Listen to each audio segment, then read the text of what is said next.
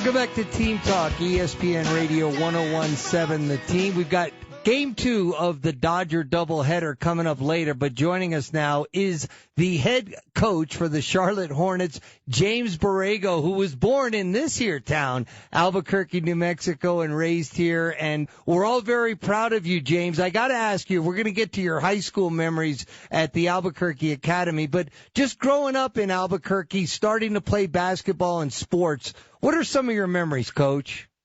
Well, Old Town Boys and Girls Club, West Mesa High School. I was a West Side kid growing up out in that area. And, that's where it started, the hunger for the game, the love, the competitive spirit. I remember vividly just playing in my, backyard and finding the street playground and had a lot of fun. Great memories. I had a wonderful childhood. I couldn't have asked for more. And that's where it started, though. A lot of Boys and Girls Club.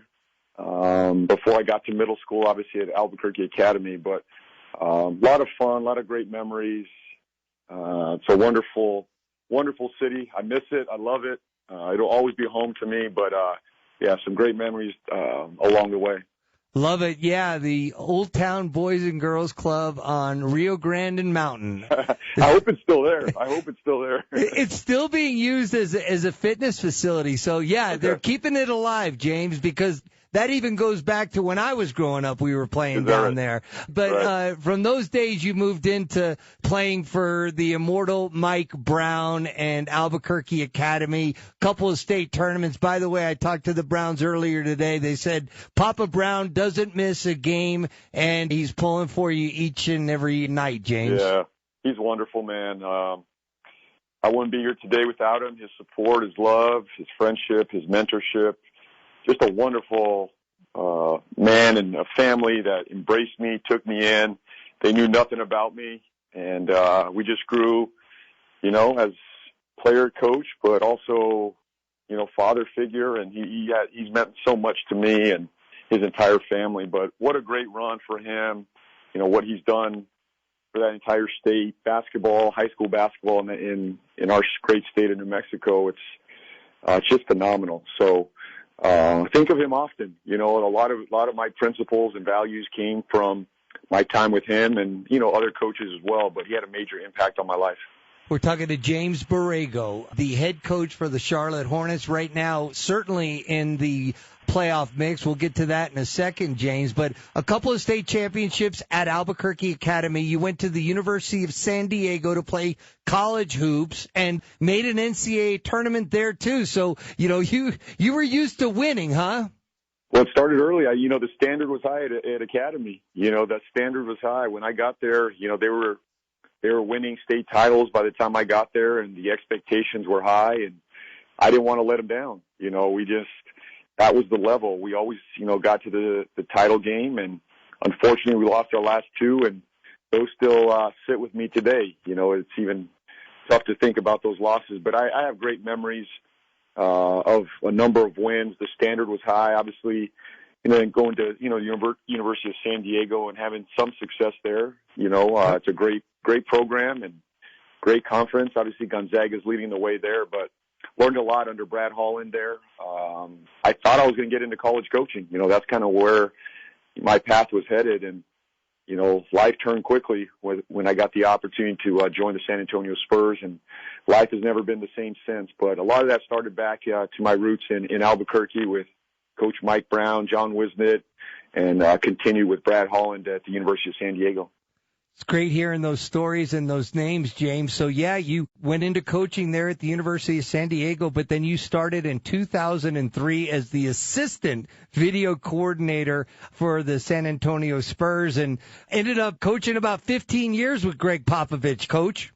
Yeah, how fortunate was I, to find a place like San Antonio. I was very fortunate.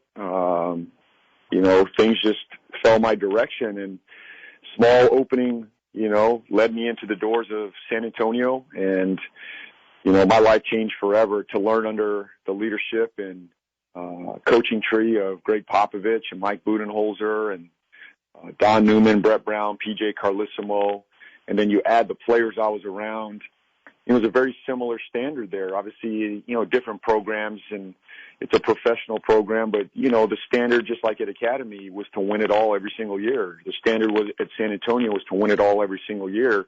And that really raised my level of professionalism and how I viewed the game, and my level of interest and my level of coaching as well. So I got a wonderful, opportunity to learn under a great coach and great program, and really set the foundation for me, here in the NBA. And I was fortunate to get my break as a head coach now. But again, a lot of those roots started in San Antonio, just learning under that group and continuing to grow every year. I challenge myself every year to get out and get better and learn and push myself, and no better place than San Antonio.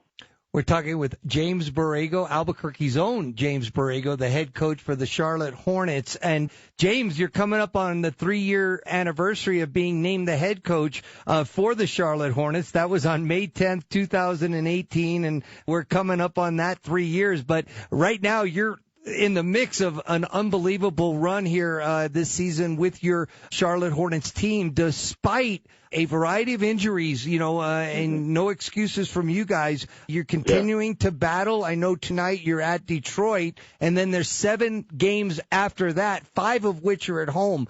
Give us the lowdown on this stretch run for the Hornets, James. Yeah, big stretch here for us. We put ourselves in a great position here to make a playoff run, and our guys have battled, as you said, all year. Injuries, COVID issues. It's been a heck of a year, but our guys continue to battle, compete. We've lost Gordon Hayward for a big stretch here, LaMelo Ball, Malik Monk, but our guys continue to battle here. So big game tonight. We got Detroit here on the road, and now we got to go after every single win we can. And, we're in a tight race here, but I feel confident. I love this group. I love their competitive spirit. We're going to go out and try to win every game and push our way up into the playoff, picture even further. So I love it for our young group. Nobody expected us to be here to start the year. Nobody still expects us to do much here, but our guys have continued to grow and develop, and they fight for each other. They play for one another.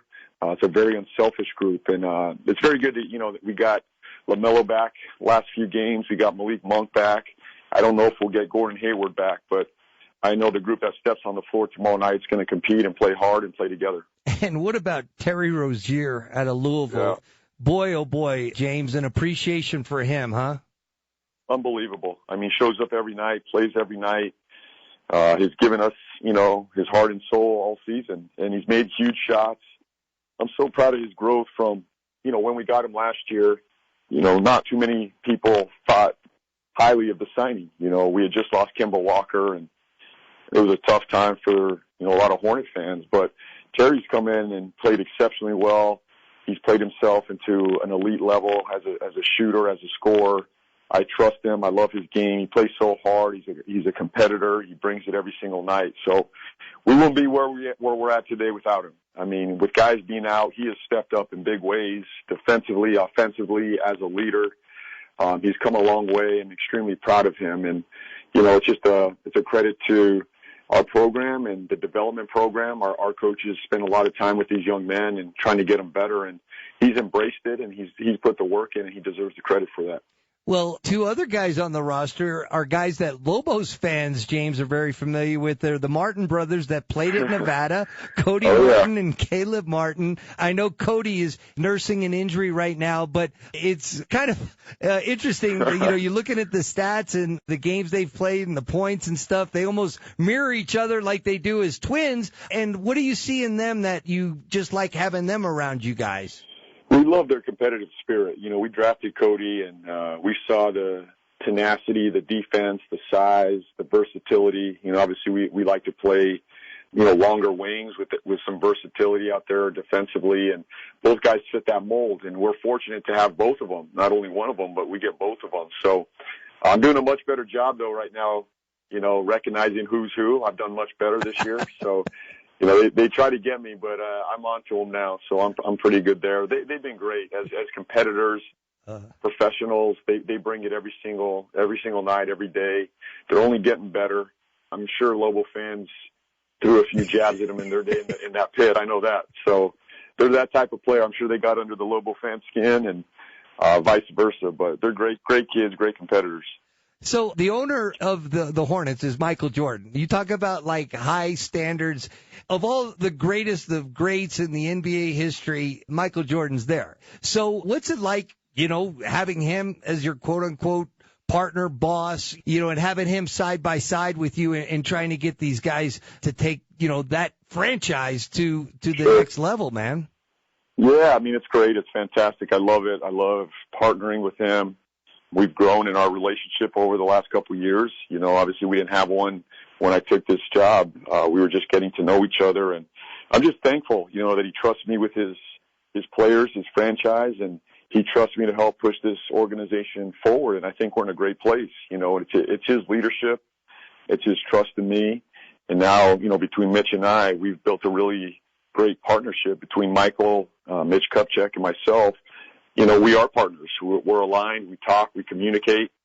He understands my vision. I understand what he wants, but his standard is high. He wants to win more than anybody.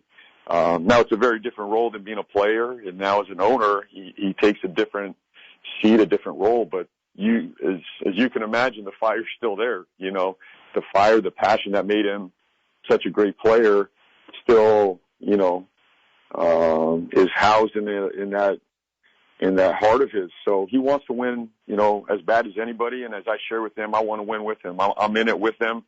We're battling in this together. We're going to figure it out. And I think we already have shown signs of that. We're turning the corner. We've come a long way. The future is bright, but I'm really proud of the foundation we've laid the last couple of years. We have some really nice young pieces in place. We have flexibility going into the summer. The draft has been really good to us. And here we are in position to make a playoff run when nobody expected it. So I just love partnering with him. It's a daily commitment, but I love it. I would have never imagined, all those years ago, watching him on TV from the west side of Albuquerque, that one day I'd be working, alongside him. But I'm just thankful. I'm really thankful for the opportunity. Yeah, and when you referenced the pit and the way they were welcomed, so to speak, by the pit crowd, I mean, you talked about hooping at West Mesa and at the Boys and Girls Club. You probably have a memory of going to games at the pit, right, James? I mean, here you are going to NBA arenas and have for about 20 years, but you won 2 state championships here, played a lot of state tournament games in the pit, and I'm assuming watched a bunch of Lobo hoops in the pit.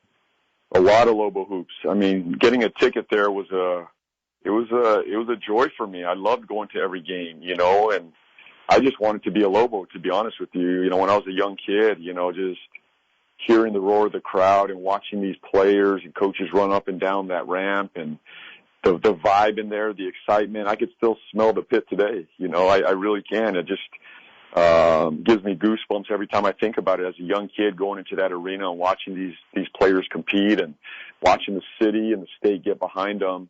That's what really started my drive and my love for the game and to be a competitor. So, obviously that didn't work out, playing there necessarily as a Lobo, but I got an opportunity, at Academy to win a few state titles there and play in a number of state title games. Obviously it didn't go our direction a few times, but I have great memories there. I'll always think fondly of the pit, and, that's kind of where my dream started, watching these players compete. And, here I am today, still doing it, still doing what I love, and it brings us great joy. But it all started back then, and I always think back to those days, and I try to give my kids that same experience, and as I take them to games and as they're watching, our own team play, I know it's resonating with them as well. Yeah. We're talking with Albuquerque's own James Borrego. He's the head coach for the Charlotte Hornets. When you were listing some of those influences along the way, James, you mentioned a guy named John Wisnan. So as a surprise to you, we are now joined by John Wisnan. He wanted to wish you good luck in this stretch run, James. Go ahead, John. Hey, James. Coach, how are you? Well, I'm great. It's so good to hear you. And I remember over 200 games you played for me, so in AAU. So yes, sir. I don't know. We had a lot of fun and learned a lot of basketball. And you're doing so good. I keep up with you on every game, as you know. I send you text. Yes. And love the text. Talk to love you. The text. He's still coaching me. Coach is still, he's still coaching me. I still feel like he needs some help once in a while. I do, as I do. Well, James, we know that John Wisden won a WNBA championship amongst other things, right? He's done it all, right, James? He's done it all.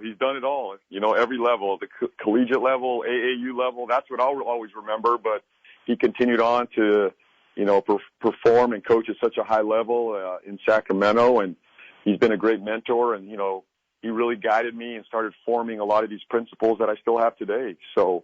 Very thankful for you, Coach, and all you've done for me.